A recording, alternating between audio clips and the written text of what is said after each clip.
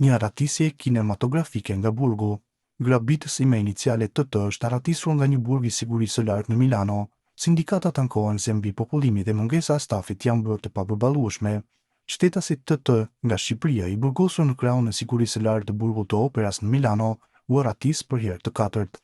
Aratisja dramatike ndodhi të shtunën në mbrëmje, kur TT preu hekurat e qelisë së tij dhe zbriti nga dritarja duke përdorur çarçaf të lidhur, duke përfituar nga errësira dhe ndërrimi i turit të oficerëve.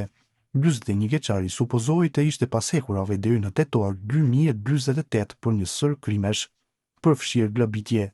Sipas hetuesve, burri arriti në murin 6 metra të lartë të burgut u ngjit mbi të dhe më pas u aratis duke u zhdukur shpejt gjurmëve. TT tani kërkohet në të gjithë vendin. Prefektura ka aktivizuar një plan kërkimi që përfshin patrulla pika kontrolli, patrulla në fusha dhe zona industriale, si dhe pika kontrolli në kufit e brendshëm. Kjo nuk është aratisja e parë e tij. Plani TT rezultoi saktë dhe aratisja e tij e jashtëzakonisht e shpejtë. Hetuesit aktualisht po shqyrtojnë pamjet e kamerave të mbikëqyrjes nga burgu i operas për të rindërtuar ngjarjen dhe për të përjashtuar çdo ndihmë në aratisin e tij.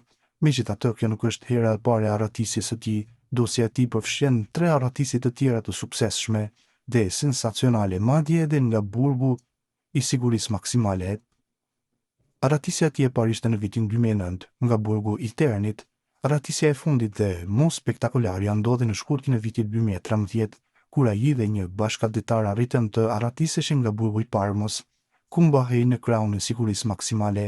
Partneri i tij, FV, i cili po vonte dënimin me burgim të përjetshëm dhe ishte aratisur tashmë nga burgu i Parmës, u vra nga një argjendar gjatë një grabitjeje në Vil në vitin 2015. Në atë kohë, policia italiane kërkoi TT për 40 ditë përpara se ta zbulonte se ai ishte gjurmuar dhe arrestuar në Belgjik dhe tashmë po priste ekstradimin në Liezh.